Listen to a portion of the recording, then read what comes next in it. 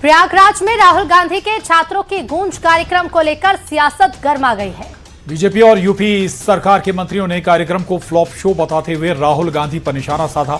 BJP ने आरोप लगाया कि कांग्रेस की ओर से युवाओं को राजनीति का जरिया बनाया जा रहा है। और उधर बीजेपी के आरोपों पर कांग्रेस ने पलटवार कर दिया है। कांग्रेस का कहना है कि छात्र वर्ग सरकार से नाराज है क्योंकि सरकार ने न रोजगार दिया न महंगाई पर कोई लगाम है।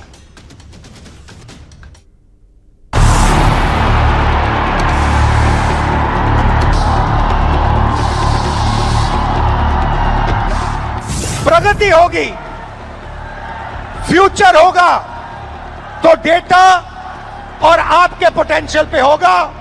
युवा plus data is equal to 21st century economy. Prayagraj में राहुल गांधी का कार्यक्रम खत्म हुआ, लेकिन उसके बाद सियासी बयानबाजी तेज हो गई। यूपी सरकार के मंत्री ओपी राजभर ने कार्यक्रम को फ्लॉप बताते हुए कांग्रेस की तैयारियों और खर्च पर सवाल उठाए। राजभर ने दावा किया कि आज का युवा प्रधानमंत्री मोदी के साथ खड़ा है। कांग्रेस के भी नेता हैं, उन लोगों का भी कहना है कि हम लोग फेल हो गए। पूरी भीड़ लगभग 5000 के आसपास ही रही, जो उनका कहना था कि 2 लाख से ज़्यादा भीड़ आ रही है। और मज़े की बात कि पूरे प्रयागराज की ट्रैफिक डेली की तरह, कहीं कोई न जाम न कोई अवरोधक। ओपी राजभर के बाद मंत्री अनिल राजभर ने भी राहुल गांधी के कार्यक्रम पर सवाल खड़े किए। उनका दावा है कि कांग्रेस ने 3 महीने तक तैयारी की और 16 जिलों को टारगेट किया, लेकिन इसके बावजूद कार्यक्रम में अपेक्षित भीड़ नहीं जुटी। कांग्रेस पार्टी राहुल गांधी का मैं समझता हूं कि इससे बड़ा कोई फ्लॉप शो हुआ ही नहीं होगा। 3 महीने की तैयारी, और मैंने सुना कि 1 करोड़ का तो सिर्फ पंडाल लगा हुआ था और 1 करोड़ का मंच बना था। 16 जिलों को टारगेट करके कांग्रेस पार्टी के लोग तैयारी कर रहे थे, और आए कितने लोग? बमुश्किल 5000।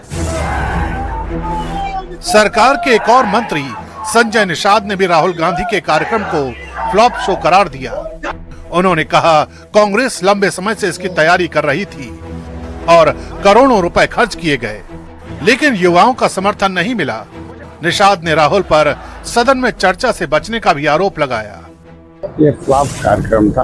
अगर 55 साल का व्यक्ति युवा गिनेगी कांग्रेस, तो बाकी युवा कहाँ जाएंगे? आज कांग्रेस को जवाब देना चाहिए। इस कार्यक्रम के बहाने प्रियंका गांधी की बेटी को उनको लॉन्च करना था और कुछ नहीं कांग्रेस का ये कार्यक्रम लंबे समय से तैयारी चल रही थी, करोड़ों रुपए खर्च हुआ, तो फ्लॉप था।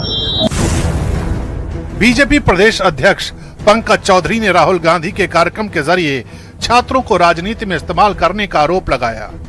उनका सवाल है कि अगर छात्रों की मांगे इतनी अहम हैं, तो राहुल गांधी झारखंड क्यों नहीं जाते? प्रयागराज प्रतियोगी छात्रों की तपस्या की भूमि है, और राहुल गांधी जी जो अपनी राजनीतिक तपस्या की भूमि न बनाए, क्योंकि छात्र सवाल पूछते भी हैं और हिसाब भी मांगते हैं। यानी प्रयागराज का राहुल गांधी का कार्यक्रम अब यूपी की सियासत में नया मुद्दा बन गया है। बीजेपी इसे युवाओं के बीच राहुल की नाकामी बता रही है, जबकि राहुल गांधी का फोकस छात्रों और युवाओं के मुद्दे पर है। अब सवाल यही है कि सियासी टकराव का असर 2027 की लड़ाई पर कितना पड़ेगा।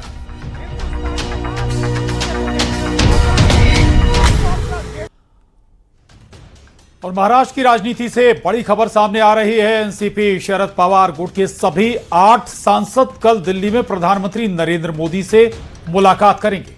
सुप्रिया सुले ने इसे आधिकारिक बैठक बताया है। फिलहाल शरद पवार गुट के सांसदों की पीएम मोदी से होने वाली मुलाकात को लेकर तमाम तरह की अटकलें भी लगाई जा रही हैं। हालांकि सुप्रिया सुले का कहना है कि वो संसद में जारी गतिरोध और महाराष्ट्र के मुद्दों को लेकर प्रधानमंत्री नरेंद्र मोदी से मुलाकात करने वाली। जिस तरह से अकाली दल ने पीएम मोदी से मुलाकात के बाद परिसीमन और महिला आरक्षण पर समर्थन का ऐलान किया। उसके बाद ये उम्मीद जताई जा रही है कि पीएम से मुलाकात के बाद शरद पवार गुट भी बिल पर समर्थन का फैसला ले सकता है।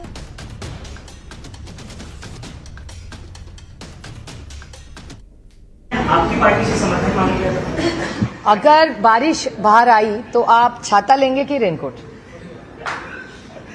देश के प्रधानमंत्री को मिलने जा रही हूँ, मैं थोड़ा किंतु परंतु करूंगी भैया, ऐसा नहीं होता। ये बहुत जिम्मेदारी की काम होती है और मेरे ख्याल से हम सब ने उस पोस्ट का, हमेशा एक प्रधानमंत्री है उसका, हमें उस पोस्ट के बारे में हमेशा आदर होना चाहिए।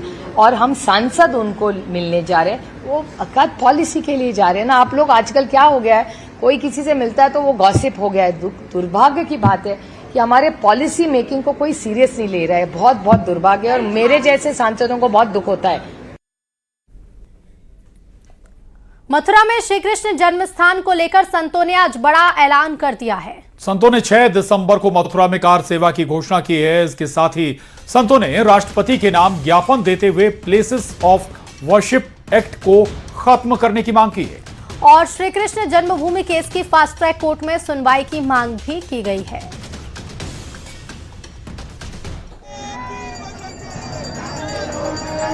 तो अब कार सेवा का ऐलान मथुरा में कर दिया गया है। जन्म स्थान को लेकर, श्री कृष्ण के जन्म स्थान को लेकर संतों ने बड़ा ऐलान किया। 6 दिसंबर को मथुरा में कार सेवा की घोषणा संतों ने कर दी है।